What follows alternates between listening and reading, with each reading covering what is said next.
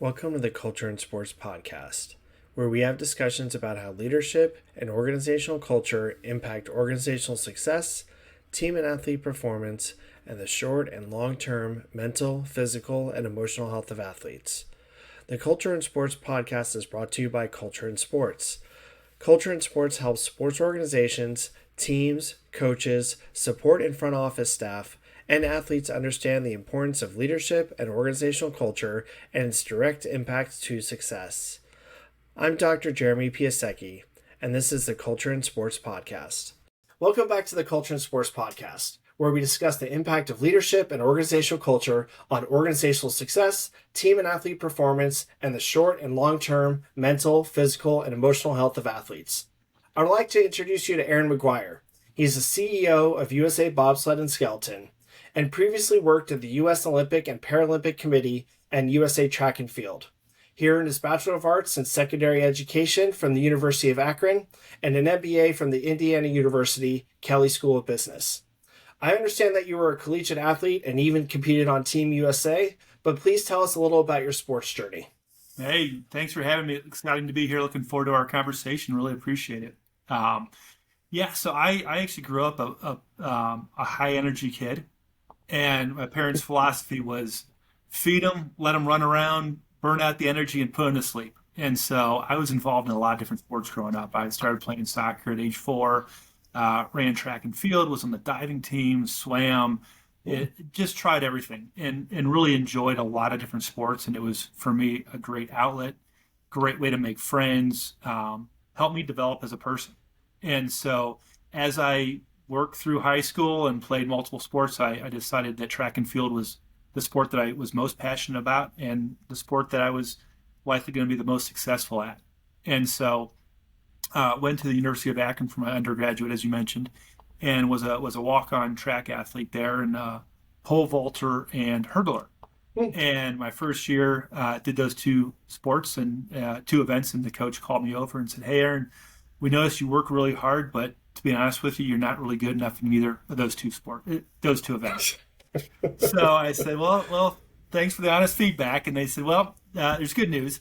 We've got an event that's might be perfect for you. And the key is you just have to be average in 10 events. And it's called the decathlon. And so I said, that sounds perfect. That sounds great. We got the two hardest events already, pole vault and hurdles figured out. And so started doing the decathlon and really fell in love with it. And like the challenge, really thinking about how do I best spend my time to have the biggest impact on my overall performance. And do I spend time in training the events that I'm good at, or do I spend time in getting the events that I'm not so good at, improving those? And so over the next 3 or 4 seasons, end up breaking the school record, getting a scholarship, which was obviously great feedback and a great way to end my collegiate career.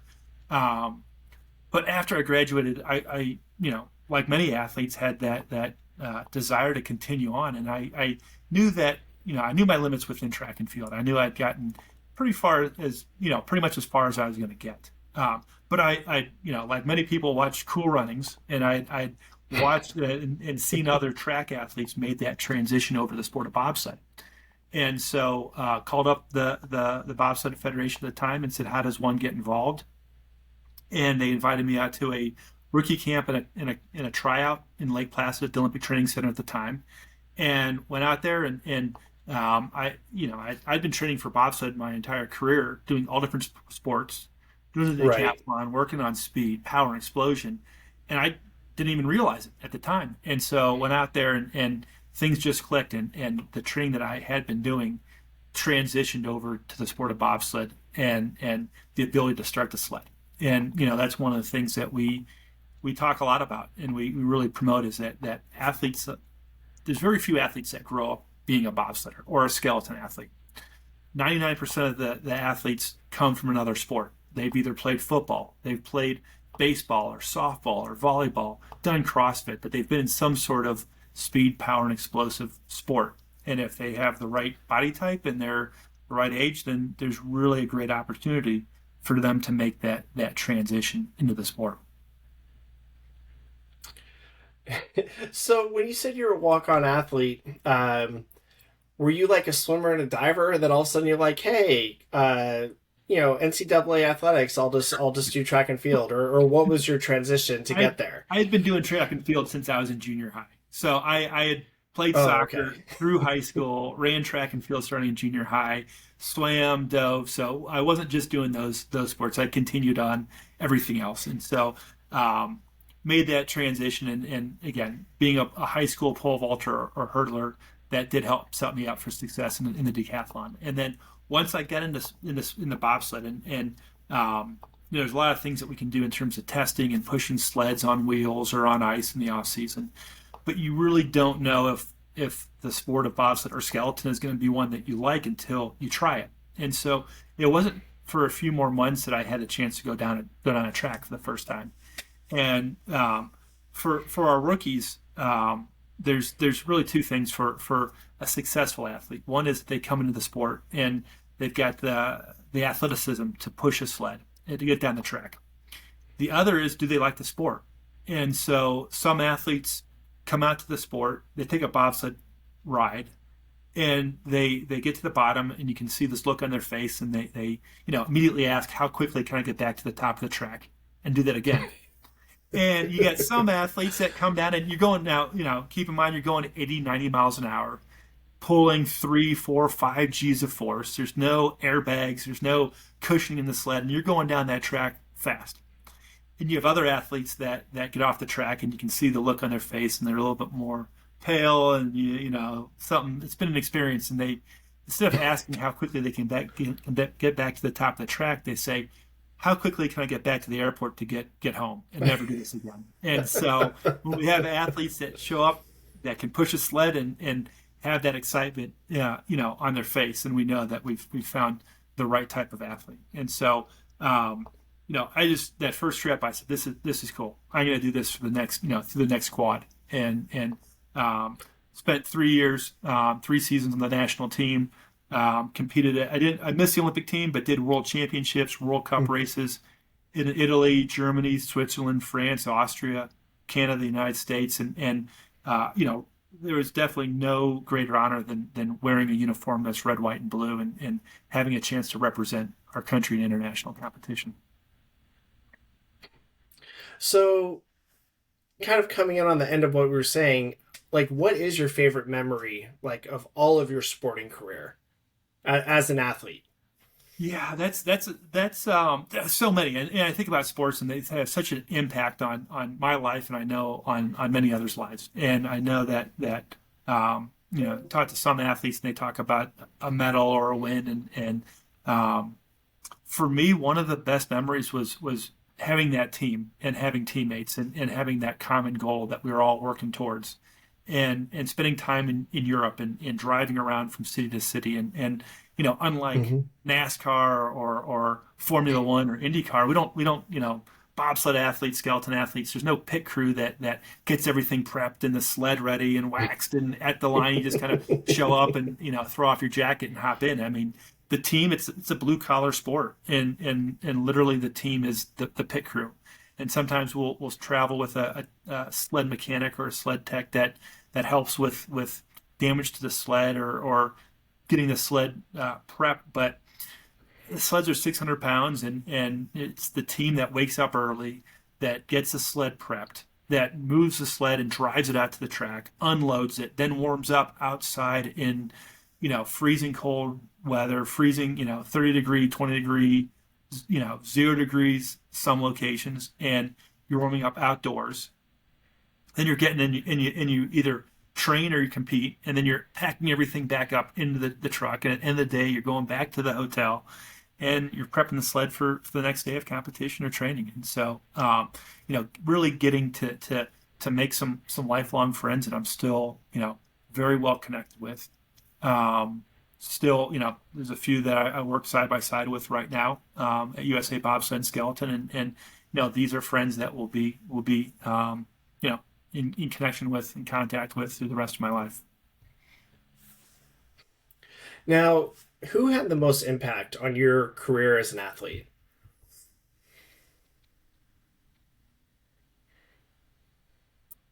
I would say that my parents at a young age, getting me involved in sports and exposing me to sports. I certainly give them a lot of credit for that, and I think they were, they recognized early on that I like I said, was high energy, but really liked the sports and liked the teamwork and liked to push myself. So certainly give them a lot of credit. But I think aside from them, coaches, various coaches that I've had and worked with throughout my athletic career and coaches I work with these days, they have such an impact on an athlete themselves. And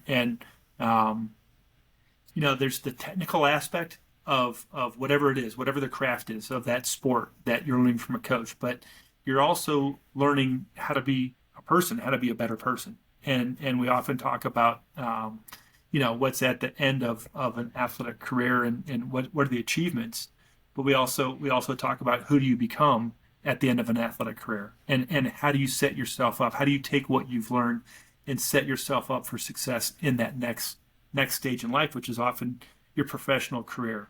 And when we talk with athletes, you ask athletes who are retiring or making that transition, what did you learn, when you were a bobsled or a skeleton athlete? And they're talking about, we learned how to sand runners. We learned how to, push a bobsled or a skeleton. We learned how to, prep a sled. And you say, yeah, you did learn all those things, but those aren't necessarily transferable skills. You're not going to be able to become a bobsled or skeleton coach. But along with those things, you learn work ethic. You learn how to, become an expert at a craft or a skill.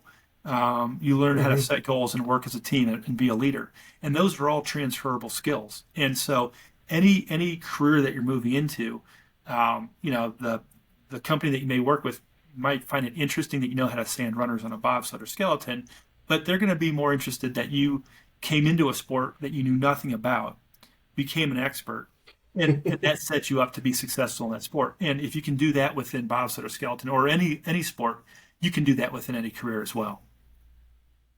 Oh, exactly. And especially competing at such a high level, conducting analysis is probably a huge thing, just reading courses or reading how you ran through those courses or where your body positioning was and how to adjust those things, and read analysis about other teams and what makes them successful. I mean, and just, just competition at such a high level. I mean, there's so many things that are beneficial for athletes transitioning into their next career. They're behind the desk or out in a construction site career. Absolutely. No, absolutely. And So yeah. there's so many things, and whether it's a career or a family or a relationship, I mean, those again are all transferable skills that as an individual you develop. And sometimes you don't necessarily recognize it, but it's important to stop and think about what that process and what that journey was like. So you talked earlier about positive impact. What Tell me a little bit more about the impact that positive leadership has had on you. So yeah, positive leadership is something that I've looked at and studied quite a bit, and you learn a lot from leaders who do a really good job, and you learn a lot from leaders that aren't. And one of the things that I've always found is that one of the most important things in leadership is getting buy-in and really recognizing that you can't do everything by yourself, and it does take a team. Otherwise you'd be doing a one-person job. And so, the first part of really understanding leadership is understanding what it is that you're trying to accomplish. And then once you understand what it is that you're trying to accomplish, understanding your own strengths and weaknesses, as well as recognizing what are the people that you need to surround yourself, or who are the people that you need to surround yourself with in order to ensure that you have the right team working together towards that common goal.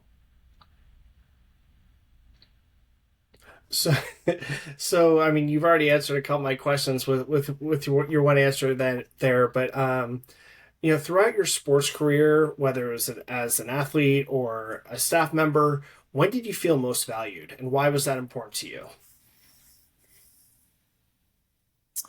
I'll say one of the things that I've noticed within our organization that I think is a great step is that the amount of energy it takes to do routine tasks and day-to-day tasks. And I stepped in during a time when the organization, a lot of change within the organization. There were some staff members, folks that were coming and going, and it was just, there was a lot of flux. And I stepped in during COVID. And so not only was I learning a new role for myself individually, but we had a number of folks on the team and the staff that were new, as well as some veterans. So it was an interesting mix of folks. And then we had COVID. We were faced with COVID, and so everybody in the world was faced with COVID, and how do you navigate it? And add a layer of complexity. We had the Olympic Games the next year in 2022 in Beijing, so that we're setting ourselves up for. And so it was just a lot of time and a lot of energy just to do day-to-day routine activities within our staff and our coaches. Partly because there was a lot of change within the organization, and partly because of adaptations to COVID and having to navigate through it. And so, so one of the things that I've recognized in the last year is that things that took a lot of phone calls, a lot of emails, a lot of meetings, getting people caught up to speed, took a lot of time and energy. And because it took so much time and energy, when things came up that were unexpected or out of the blue or a change, we really didn't have the bandwidth to work through it and or work through it properly. And so we were so focused on these daily routines that anything that came at us, we weren't prepared for. We didn't have the bandwidth, we didn't have the staffing, we didn't have we weren't ready for it. And so now I start to feel like, okay, we've gotten alignment within our organization and our staff. People are in roles, and they understand what their individual goal is and how they fit in with the team. They understand their responsibilities. What are they responsible for? What are they not responsible for? So that we don't have multiple staff members overlapping and working on the same thing. We also don't have gaps within our responsibilities.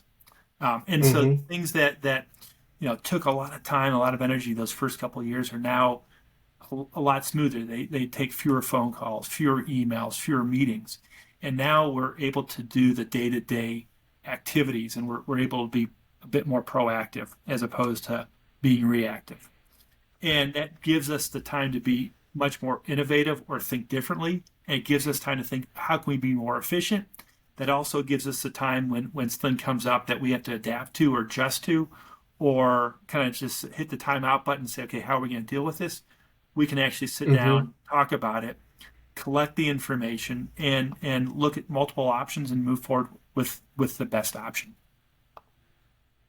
No, that makes so much sense. You were talking about overcoming adversity and a little bit of resiliency, because of COVID, and obviously because of other things like injuries or crashes, or there's so many things where there's athletes or support staff or the national governing body as a whole where they're overcoming adversity or being extraordinarily resilient.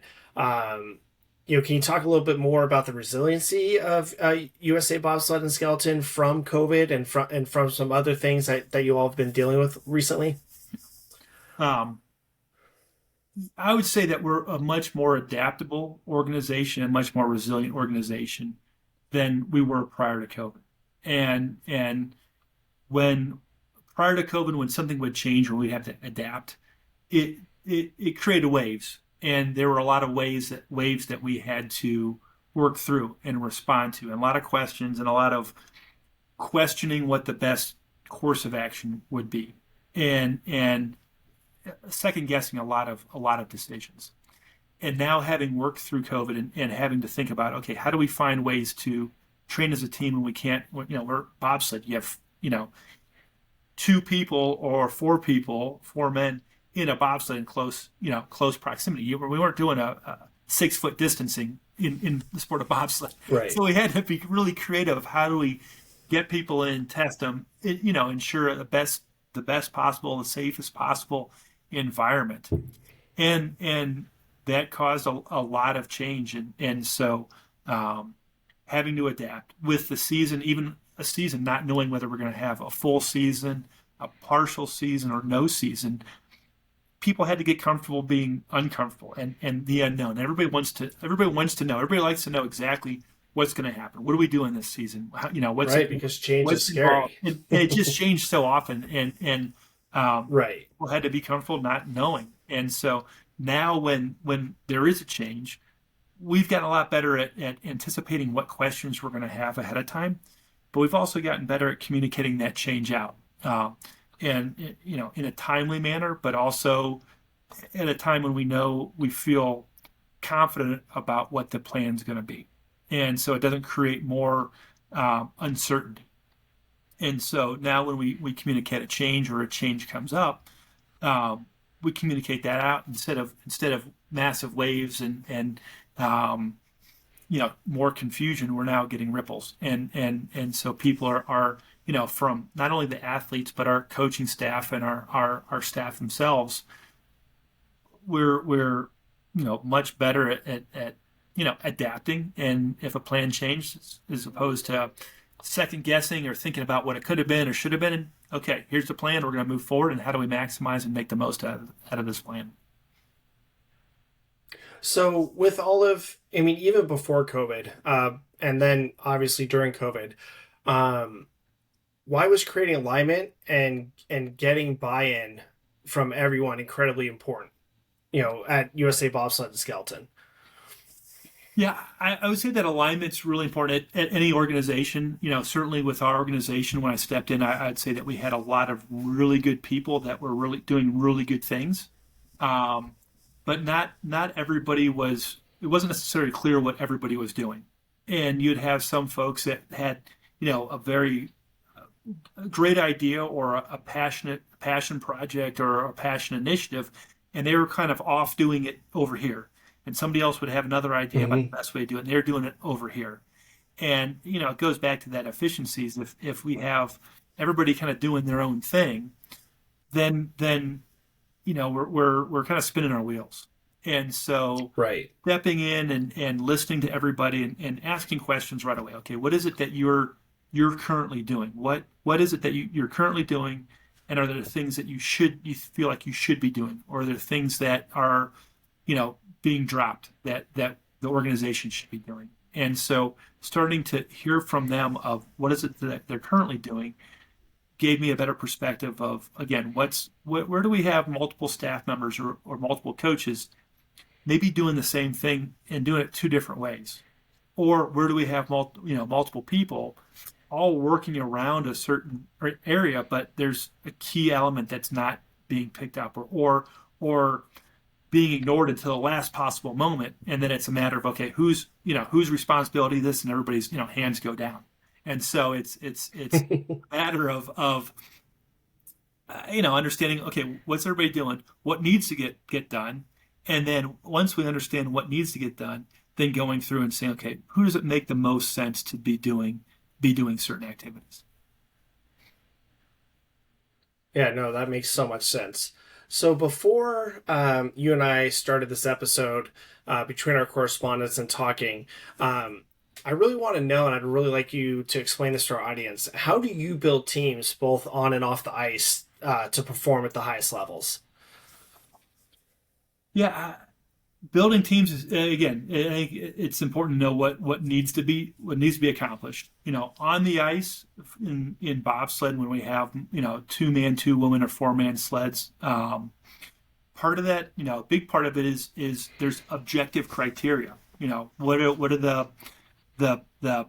best push athletes, and we can test athletes individually and in combinations to give us a good idea. But one component is versatility. And in a 4-man sled, you have the pilot, but you also have 3 additional push positions. And you have a push athlete that pushes from the left side, an athlete that pushes from the right side, and the one that pushes from the back or the brakes. And so there are certain athletes that only push from one position. I only push from the right side, or I only push from the left side, or I'm only a brakeman.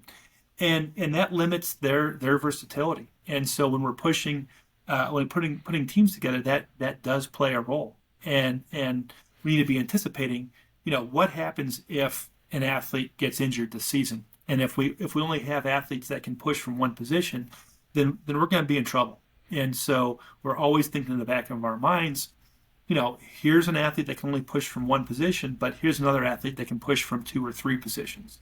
And if that's the case and they're pushing about the same, we want that athlete that's a bit more versatile, that can wear multiple hats, can is the first one to raise their hand when we say, okay, we need someone to push from this side or replace somebody else.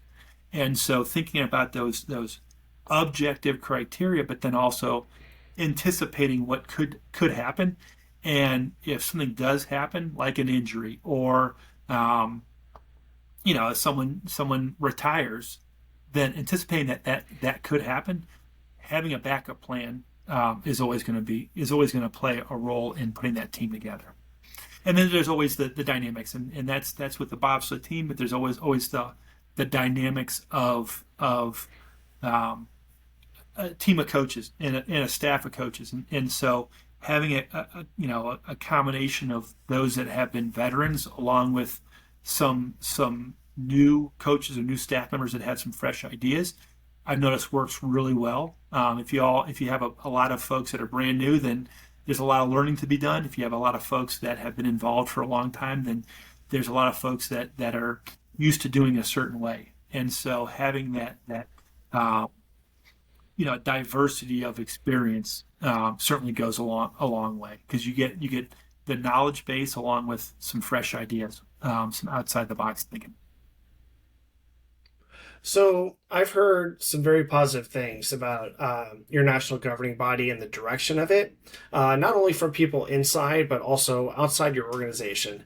Why do you believe that your organization is going in a positive direction, in the way of organizational culture, and how do the athletes and coaches and staff benefit from that?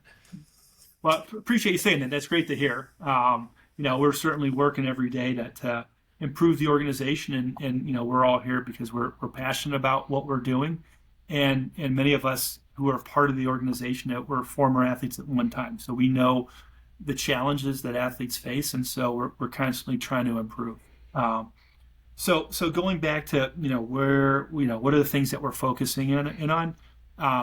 Say two things. One is listening, and that's always something that I say is the most important thing when you come into any organization or any situation is ask a lot of questions and listen a lot, and that will you'll get an understanding of what are the highest priorities, what's working well, and what's not working well.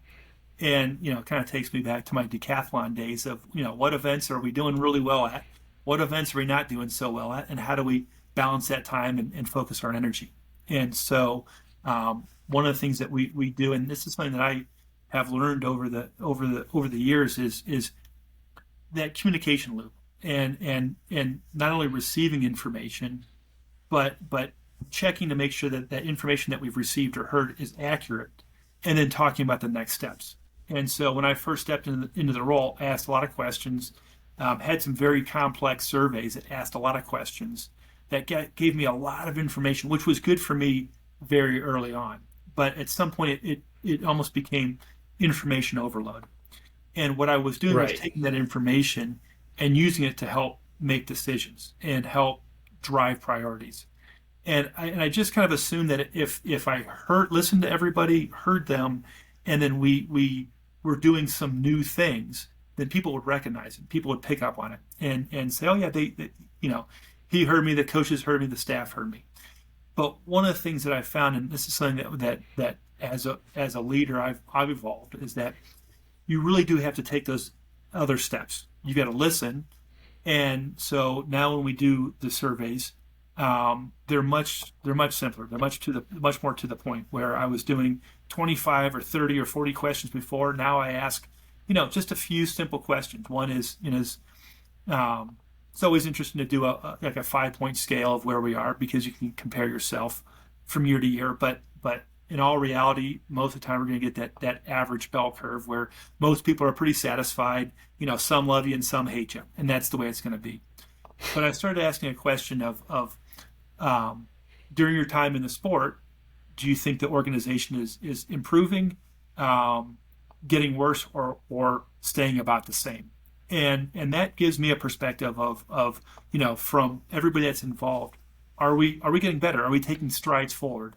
We know we're never going to be perfect, but can we each year get a little bit better? Get a little bit better, get a little bit more efficient, bring something in new. And so that's been a really helpful question for me to just gauge what's kind of what's our compass. Is our compass pointing north, or are we heading south here? And so that's a great question. And then I've asked three more questions. What's the organization doing well at? Where can we improve? And is there anything else you want to share with me? And summarizing that information, I start to see some common themes, some consistency, and some feedback that affects a lot of athletes. And so what we've done, and what I've done, is taken that feedback, summarized it, and then shared it out with the athletes, and asked the question, hey, is this is what I'm hearing? Am I missing anything? This is what we've summarized, and is it accurate? And so that's the check to say, okay, have I interpreted or understood what you said?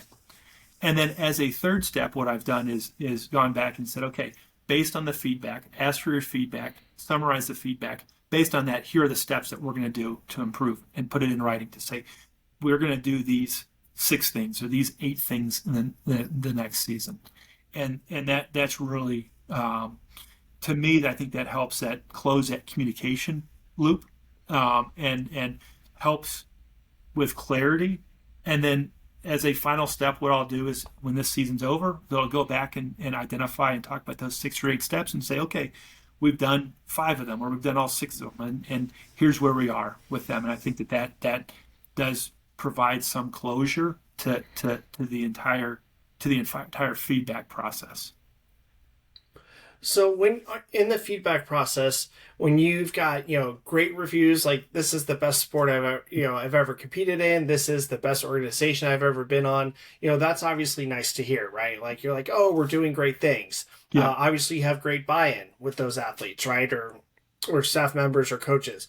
But how about those that are on the opposite end of the spectrum? When you receive like some pretty negative feedback, is your first response to be like, oh, they don't know what they're talking about? Or are you looking at it and saying, like, not only what can I do better, but like what are the major themes that we might not actually be seeing, but might be lurking in the background, or that we're choosing not to see? Like, where do you fit in there? And what do you do from that point on? Yeah. Yeah, and I think you hit it spot. You're spot on there. It's great to get that positive feedback. We love you. You guys are the best. That's great. So it gives us a chance to we want to hear that. Let's take a victory lap.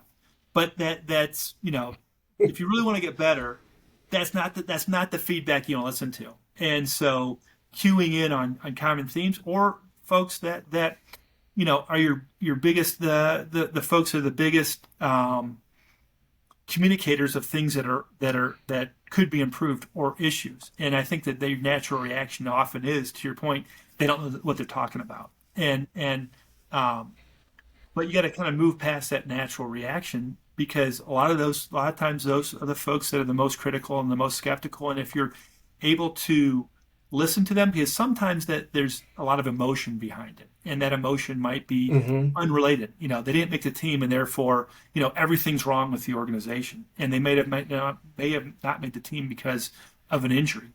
And so if you can separate the emotion and what's there from what is being said and the facts that are being said, and you look at yourself and you give yourself an honest assessment to say, are these accurate? Is this an accurate depiction of what's going on? Are these critical? Are we just not doing well in these areas? And if that's true, then that's where we need to spend some focus. If it isn't true, and there are some comments that are being made that aren't necessarily true, it could be because that individual may not be informed.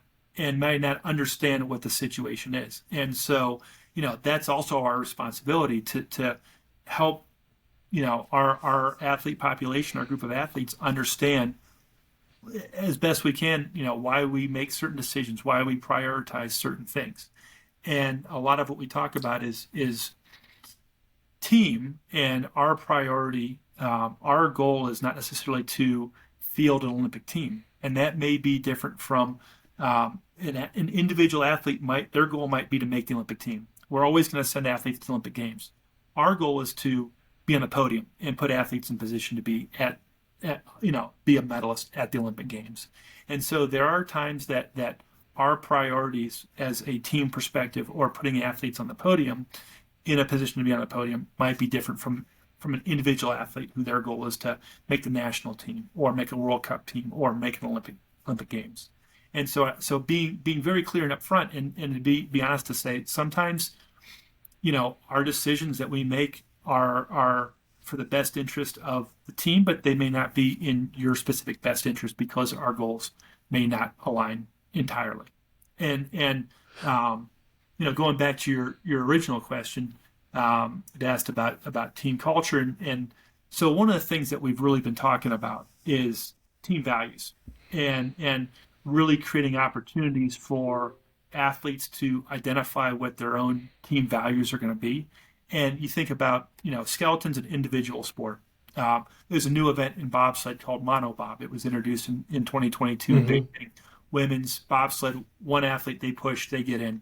Individual sports. But we are a team, and we do know that if we are working as a team and we hold each other to a certain level, to a certain expectation, then we're all collectively going to be better. And we're all going to be putting ourselves in a position for the team to be successful at World Cup, North American Cup races, World Championships, and Olympic Games. And so this last summer, we always get our national team together, and we go somewhere in the off season and spend 2 or 3 days sitting down talking when it's a lower stress environment. It's not in the middle of competition when emotions are running right. But it's a time away from competition when things are lower, and we get to know each other a little bit better. We do some team building activities, and we do some classroom discussions, and we have some fun, and that really helps strengthen those relationships. So that way, when we do get into the season, when those relationships are stronger, then we're going to handle that stressful environment that much better. Mm-hmm. And so one of the things that we talked a lot about this year was team values. And so we went through a process of talking about individual values and saying, okay, as an individual, what's important to you, and what are certain values that you want to live. And so as we worked through that process, it went from individual values to team values. And in order for us to be successful, what are the values that we need to identify and then own in order to be successful and work together? And, this was not something that I showed up with a dry erase board or a PowerPoint and said, okay, here's going to be our team values. I asked the team, what values do you all want to have? And they came up with amazing team values about respect, about being on time, about teamwork, about being compassionate, about being good people. And the intent was, by providing the opportunity for athletes to raise these team values, and our coaches as well, then there's a sense of ownership and a sense of, okay, if I'm saying this is important, then I'm going to live it myself. And to start to get that buy-in of that ownership of those team values. Then we took it one step farther to say, okay, what do these team values mean? What are the standards? How do we want to hold ourselves accountable? And, respect. Respect means, being to a team meeting on time and not showing up late and making everybody wait. And so took it one step further. And so we're talking a lot about the team values, because what we do is really important, but how we go about doing it is just as important. And it's what we do on the track, what we do in training, what we do in the weight room, what we do in competition, but it's how we conduct ourselves. And it's those two elements that are really going to provide that foundation, that structure for being successful in the future. So let's talk a little bit more about values. Because I strongly believe in values, just like I strongly believe in perceptions and other things based off of like how we were raised. Whether it was at home or at school or on a sports team or just the community in general. So perceptions, biases, values, morals, all those things. With you having those all of those, do you take those into account when you're working with everyone in the organization, whether it's coaches, front office staff, support staff, athletes, even fans? Like, do you ever catch yourself and say, well, just because I believe this from the day I was born doesn't necessarily mean that everyone else believes it? Where do you catch yourself, or do you think that your morals and perceptions and biases and values really align with most of the people in your organization? Yeah, I'd say we're very fortunate to have a great group of people that are involved, and part of it is that no one's getting rich. I mean, there's no $1 million contracts out there for bobsledders or skeleton athletes. That's just the fact of it. And so people are involved because they care a lot about it. They want to represent the country, and I'd say they're involved for the right reasons. And we're a very interesting sport because there's only two tracks in the United States: Lake Placid, New York, and Park City, Utah. Because our athletes come from other sports and they're talent transfer sports, they come from all 50 states, all part of the country, all different backgrounds. The one commonality is that they played a sport, they played a sport before they got into bobsled or skeleton. But different backgrounds. But I would say that again, they're all really good people, and they want everybody wants to make the right decision, and so. We all recognize there's no shortcuts to success. And so a lot of times we're faced with decisions, and it could be working with a partner or identifying a certain athlete and encouraging them to get involved. And there's times when we're faced with that kind of moral dilemma. Do we tell them what they want to hear? Do we take a shortcut and identify or take on a sponsor that may not align with what we're doing, may not be an authentic sponsor that just says, hey, we'll write you a check and you just endorse us and tell everybody that we're the right product. And so, anytime we bring on a new sponsor, we test it with the athletes and we say, is this something that you would use, whether it's a service or a product?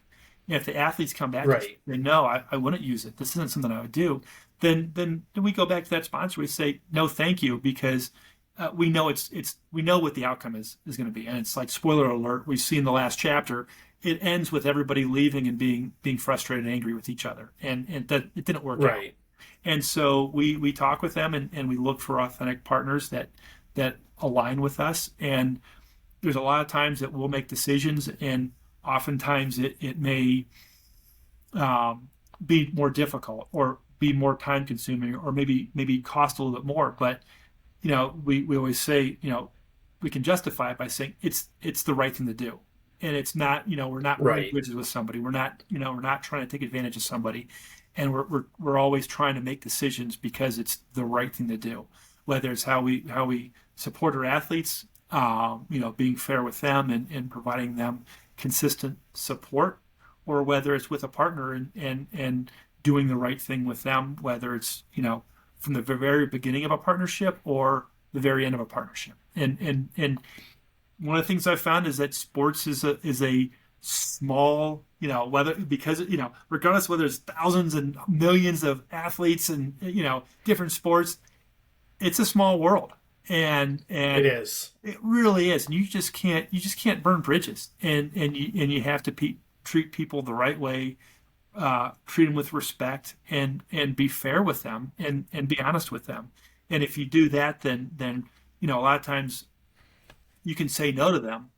But if you do it in a respectful way and you explain it, they can go away and they understand why the decision had to be no.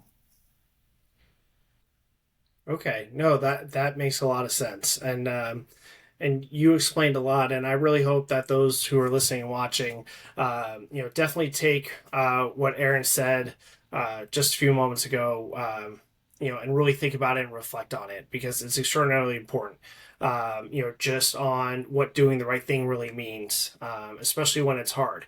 My example was when I don't know if everyone knows this, but I introduced the sport of water polo to Afghanistan. I found a pool filled with trash. I convinced basically the local mayor to clean it up and fill it with water. And in exchange, I would teach, the village's people or the people of the village to swim and play a game called water hand soccer because there's no literal translation to water polo. I then ended up leading the national aquatics programs in Afghanistan for about 13 years until, unfortunately, the Taliban seized power in Afghanistan. But the reason that I bring this up is at the beginning when we first started, there were a couple of bad actors, we'll call them, who really wanted to fund the programs that we were building because they wanted to be the known person for them. But the way they got their money and the way they were doing things and the reasons they wanted to be involved in the National Aquatics programs by writing a check or in this case giving cash, they were doing it for the wrong reasons. And it was extraordinarily important to us as an organization, as an aquatics federation, to make sure that the right people are involved for the right reasons. And I know sometimes that's hard. People are dangling a large amount of money in front of you, which I'm sure has happened to USA Bobsled and Skeleton several times. It could be, 7 figures or 6 figures, a large amount of money that could really fund a large chunk of a year, and to turn it down for those right reasons, because who you are willing to bring into your circle is incredibly important. And then if you're making choices because of a bad actor, are you really doing the right thing? And I know that you definitely agree with that, Aaron, because you're the one who started this part of the conversation. Well, that's amazing what you did. That's exactly what we're trying to do as well. Do the right thing, and we get fixated on medals, and you watch Olympic Games and it's all about the medal count, and the reality is the medals are important, but there's a bigger impact from sport on individuals, on groups and teams. And so, we are doing something that is larger than winning medals and getting results. And we're impacting lives. And that's what sport does. And sport Exactly provides that avenue for people to develop and people to become, there's 2 paths. You either leverage sport and become one of those bad actors and you use sport and you leave and you're frustrated and angry and you focus on the negative. Or you're cheating and you're taking shortcuts, or you say, okay, I'm gonna use my values. I'm gonna take the team values that I've discussed and live by and use that to help drive decisions and decisions not only while doing sport but outside of sport. And we say we're helping develop athletes, but we're also on a much larger scale helping develop people and humans, and that's a much bigger goal, but it's certainly something that we talk a lot about. And when we have athletes that come back to us and they're able to recognize that sometimes they didn't achieve everything that they wanted to within the sport, but they're able to say, I'm a better person today because of my experience, then that's when we know that we've truly been successful in what we're trying to accomplish within bobsled skeleton. But at the Olympic Games and Paralympic Games, one of my favorite memories at the Olympic Games, and I've had a chance to go to I've been involved with about 5 or 6 and been on site to 3 of them, stayed in the village of 2 of them. And one of my favorite locations in the Olympic Games, best memories in the Olympic Games, is the cafeteria, the dining hall. And it's this massive, massive dining hall that seats thousands of athletes. And you can really gauge where you are within the Olympic Games based on the energy level that's in the dining hall. And you show up there in the first couple of days, you see teams all sitting together. The U.S. team is sitting at these 2 tables, the German team's sitting over here, the Chinese team is over here, and you've got smaller countries that are sharing a table, but they're all together, they're all wearing their team gear. And that's how they identify them, is the 3 letters across their back of their jersey, their country colors, and there's a lot of pride there, and that's a great thing. And then the opening ceremony takes place, and you can see that energy level of everybody having fun, excited to be there. It drops, and you can see the focus because they say, okay, this is now real. The opening ceremony is like Right. this light switch that flips, and the individual teams that are sitting together as a team who have been laughing and smiling now get focused, and you can see the seriousness on their face. And they walk in as a team, they get their food together as a team, they sit down, and then as the Olympic Games progresses, you in certain sports have completed, they're over, they've done their finals, they've done their final game or their final match. Then you start to see athletes that are showing up in casual wear. They're not wearing their team gear. They might have a team jacket on, but they're looking to go out into the city and do some sightseeing. And you have these sports that are competing against each other the entire year, so they get to know each other. And all of a sudden, you have countries that were all sitting together separately now sitting together. And these athletes that were fierce competitors on that field of play that wanted to beat each other, but respected each other, now are friendly with each other, and they're sitting down, they're telling stories, and they know each other. And these individual countries that were all sitting separately, by the end of the Olympic Games, they're all sitting together, and they're all going out, and they're speaking 4 or 5 different languages, and they're sharing about their families, and so the power of the Olympic Games and the Paralympic Games is massive, and it has a tremendous impact on the globe, and bringing the number of people, number of countries, over 200 countries together for a peaceful competition is powerful. And that's one of the things that brings and draws really good people to the Olympic and Paralympic Games. So, only a few more questions before we finish up this episode. But the first one I want to ask is, can you share an example of how a leader in your organization is significantly impacting the organization? You could use a very specific individual. It doesn't matter at what level, or you could just give us a generalized answer of what someone's doing to better the organization. Yeah, I would say that there's no direct connection between a title or a role in leadership, and anybody can be a leader, whether they're within the organization.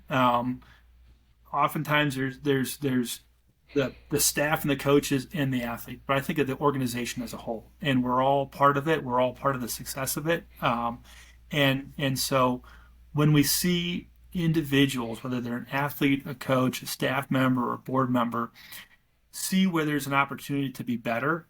And it's really easy to be critical, but it's very difficult to be creative and to take ownership and to Right. have an impact. And so anybody can sit back and be a critic and point out what's wrong. I mean, that's easy. What's harder is to point out what's wrong, but then also identify a solution, and then raise your hand and say, "Yep, I want to be part of the solution and make this a better place. I want to leave this environment a better place than when I came into it." And so, that's when I see great leadership within the organization, and that's across the board. Someone identify an issue or a challenge, think of potential solutions, and then raise their hand and say, I want to make this better. I want to play a role in making an improvement." Oh, that sounds so great. I'm sure, there's lots of people that not only have bought in, but who feel like that they're a stakeholder and that they can voice what type of change they would like to see and the reason behind it, and then they will be listened not only by their peers but their superiors and even the CEO of the national governing body. So that's very impressive. So now we're going to get to the important questions of this episode. So if you had an open pilot position, and for those who don't know what a pilot position is, it's the driver of a bobsled. Who would you take? And these are the different groups that I want you to think about. Would you take Serena Williams or Simone Biles?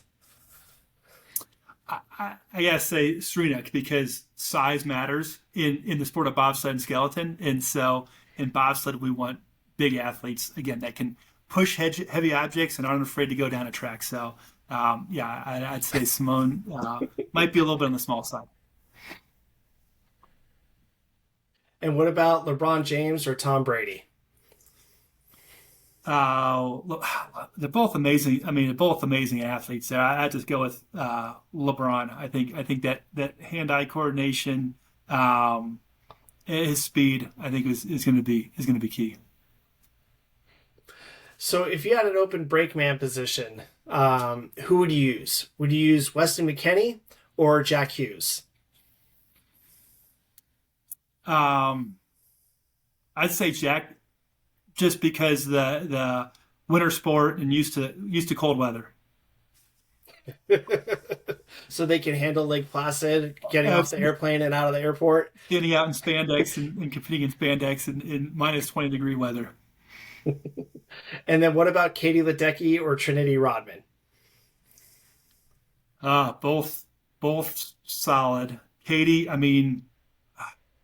gotta say, Katie's used to H2O just in a liquid form. So we're on ice. We're in the water. We're on kind of on water, but frozen water there. So I'm going Katie all the way. And then if you had an open skeleton position for someone to slide in, would you take Danica Patrick or Brianna Stewart? She's another tough one there. Danica, she knows lines. She knows how to get down a track. She knows apexes, how to enter. So I'm going Danica there. Aron, thank you so much for taking the time to meet with us today. Before we go, do you have a final statement to make for any athlete, coach, supporting staff, high performance directors, or the athlete support structure, whether in the US or around the world? Do you have any parting statement for them? I'll just say passion and doing something that you care a lot about is really important. And I think it comes down to two things. It's competence and character. You got to have the competence to be really good at what you do, but character is just as important. And who you are and how you present yourself and how you go about doing things is just as important. And those that focus on those two areas are certainly going to find a lot of success, a lot of happiness, and a lot of reward out of whatever it is that they're doing. And that's a wrap for this week's episode of the Culture and Sports Podcast.